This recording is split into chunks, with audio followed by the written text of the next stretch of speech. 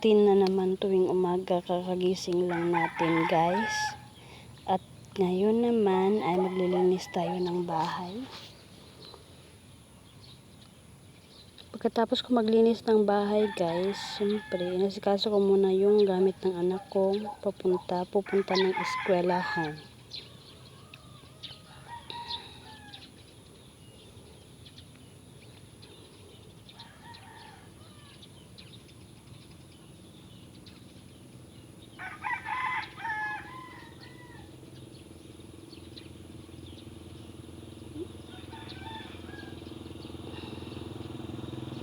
Nagsaing na ako ng kanin. Habang nagsaing ako ng kanin, aantayin natin maluto yung kanin at luto na po yung kanin. Nag-milk muna yung mga bata. Gusto ko lang sana pong magpasalamat po sa lahat ng manonood at manonood pa po. Please subscribe my YouTube channel guys. I-click na rin po yung notification button para po updated po tayo or kayo po sa aking mga videos araw-araw. Kakagising lang kasi ng mga anak ko kaya nag-milk muna sila.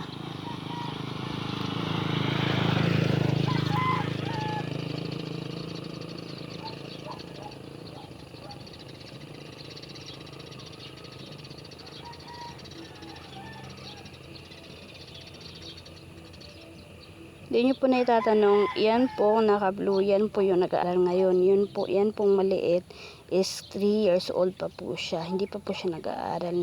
Better luck next year, mag-aaral na po siya ng daycare. Say hi baby. Nagwaki pa talaga yung anak ko. Yan. Mahilig talaga mag-selfie yan kasi.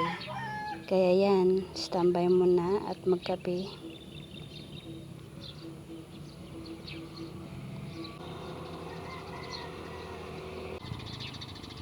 Habang nagkakape kami, naisip namin ano kaya ang magandang uulamin. Kaya tanong ko yung anak ko kung ano yung gusto niyang ulam. Gusto niya po ng kwitsaw na with egg. Kaya naman bumili na ako kaagad ng kwitsaw with egg. At lulutuin na po natin mamaya.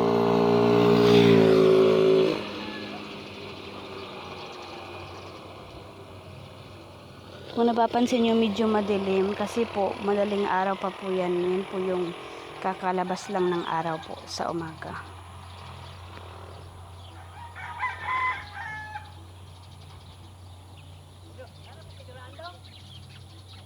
Yan. Milk muna tayo.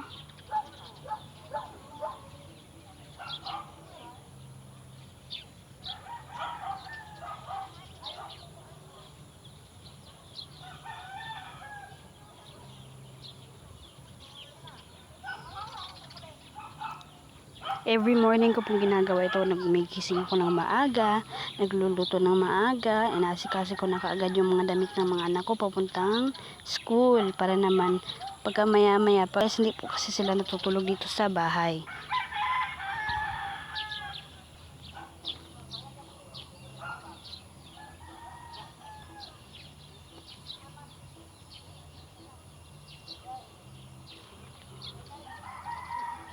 Niluto ko na po yung kwitsaw.